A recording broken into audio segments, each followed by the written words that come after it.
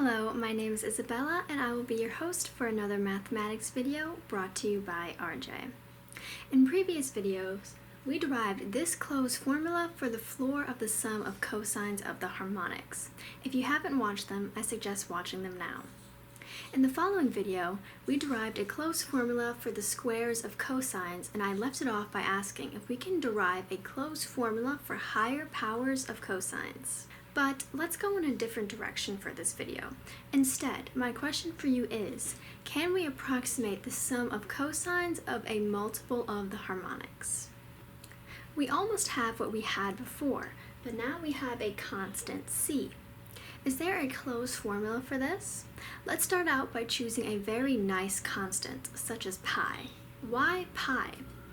Because when we think about the unit circle, each quadrant has an angle of half of pi. So we are only dealing with the first and second quadrants. Furthermore, cosine of pi is exactly -1, which is quite nice, as it is the smallest number that exists on the unit circle along the x-axis. In addition, this follows the same pattern as what we had before, where the value of each term in the summation is greater than the value of the previous term.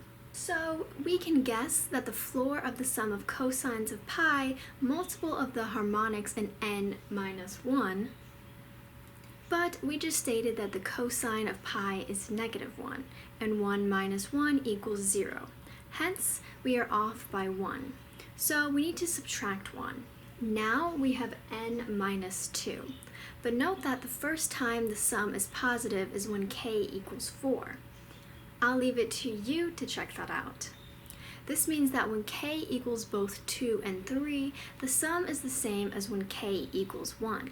As we stated in the video about the squares of cosines, for positive values, the partial sum of cosines of the harmonics mod the integer is always less than or equal to the cosine of the corresponding harmonic. As we can see here, 0.882 is not less than or equal to 0.866. So k equals 6. Has the same value as k equals 5. Therefore, we need to subtract 3 more. Now we have our baseline, n-5.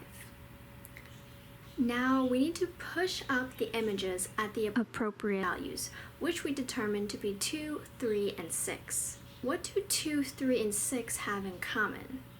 They are all divisors of 6.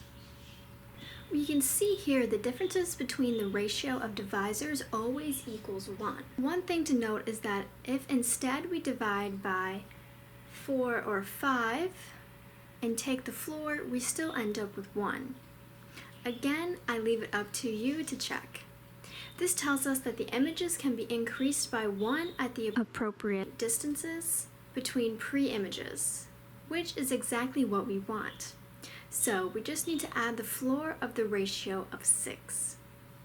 But there's an issue here. Suppose n equals 1. Then 6 divided by 1 equals 6.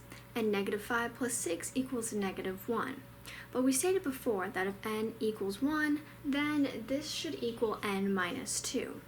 Since 6 divided by 2 produces that, we need to shift the ratio by 1 in the horizontal direction.